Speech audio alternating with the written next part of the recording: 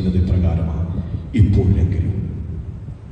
ഇപ്പോഴെങ്കിലും ഉപവാസത്തോടും വിലാപത്തോടും നിങ്ങൾ പൂർണ്ണ ഹൃദയത്തോടും, പാതി മനസ്സോടെ വേണ്ട, പാതി മനസ്സോടെ ദൈവത്തിന്റെ സന്നിധിയിലാകാൻ പറ്റില്ല. പൂർണ്ണ ഹൃദയത്തോടും പൂർണ്ണ മനസ്സോടും സർവശക്തിയോടും കൂടെ നിന്റെ ദൈവത്തിന്റെ സന്നിധിയിലേക്ക് നീ തിരിച്ചു വരണം. അതാ ഈ വചനത്തിന്റെ നാളുകള് നമ്മിൽ നിന്നും ആഗ്രഹിക്കുന്നത് അത് തന്നെയാണ്. ഒരു തിരിച്ചു വരണം. തെറ്റിപ്പോയിട്ടുണ്ടാകും, വഴി തെറ്റിപ്പോയിട്ടുണ്ടാകും. ആർക്കാ തെറ്റിപ്പറ്റാത്ത? നമ്മളെല്ലാവരും കുറവുകളുള്ളവരല്ലേ? എനിക്കെന്റെ കുറവുകൾ എനിക്കറിയാം. I am not perfect. പക്ഷേ ഞാൻ എൻ്റെ ദൈവത്തിന്റെ കാരുണ്യത്തിൽ വിശ്വസിക്കുകയാണ്. പൗലോസ് അപ്പോസ്തലൻ കൊരിന്ത്യർക്ക് എഴുതിയ 2-ാം ലേഖനം 5-ാം അധ്യായം 17-ാമത്തെ തിരുവചനത്തിൽ അതുകൊണ്ട് പറയുക, ക്രിസ്തുവിലായിരിക്കുക. പിതാവും അത് തന്നെയാണ് ഒരു തരത്തിൽ പറഞ്ഞത്, ക്രിസ്തുവിന്റെ ഹൃദയത്തിലായിരിക്കുക.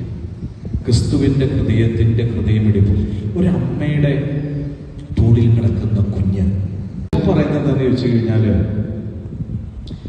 പിരിവൊന്നും കിട്ടിയില്ല, ഈ പ്രാവശ്യത്തെ തിരുനാൾ പൊളിഞ്ഞു. കൺവെൻഷനുകൾ നമ്മൾ നടത്താറുണ്ടല്ലോ. ഇത് 32ാമത്തെ കൺവെൻഷൻ.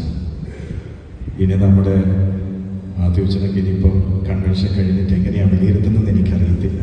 ചിലപ്പം കൺവീനർമാരെല്ലാവരും പറയും, അധികമൊന്നും ചിലവൊന്നും വന്നില്ല, കുഴപ്പമില്ല, ആളുണ്ടായിരുന്നു കേട്ടോ, തരക്കേടില്ല. ജിസമ്പോളച്ചനാണെങ്കിൽ മിടുക്കനായത് കാരണം പിറ്റേ ദിവസം തൊട്ട് ആള് കൂടുതലും വന്നെന്ന് പറയും. ഇങ്ങനെയൊക്കെ ആയിരിക്കും ഈ വാല്യുവേഷനൊക്കെ പോയിക്കൊണ്ടിരിക്കുക. ഈ വാല്യുവേഷൻ ഇപ്രകാരമുള്ള ഒരു വിലയിരുത്തലിനേക്കാൾ അധികമായിട്ട് നാം തുടക്കത്തിൽ വായിച്ചു കേട്ട തിരുവചനം നമ്മുടെ മനസ്സിലുണ്ടാകണം. ദൈവത്തിന് വേണ്ടിയിട്ടുള്ള ഒരു ദാഹം. അഭിയൊന്ന് പിതാവ് നമ്മളോട് പറഞ്ഞ എന്താണ്? ദൈവത്തോട് കൂടെ ശാന്തമായിട്ടിരിക്കാനായിട്ട് നമുക്ക് കഴിയണം. പിതാവ് പറഞ്ഞു വെച്ച വലിയൊരു കാര്യമാണ്.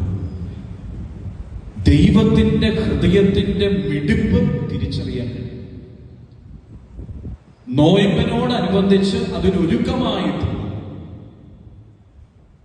ഒരു ധ്യാനമായിട്ട് ഇതിനെ നമുക്ക് മാറ്റാൻ കഴിയും.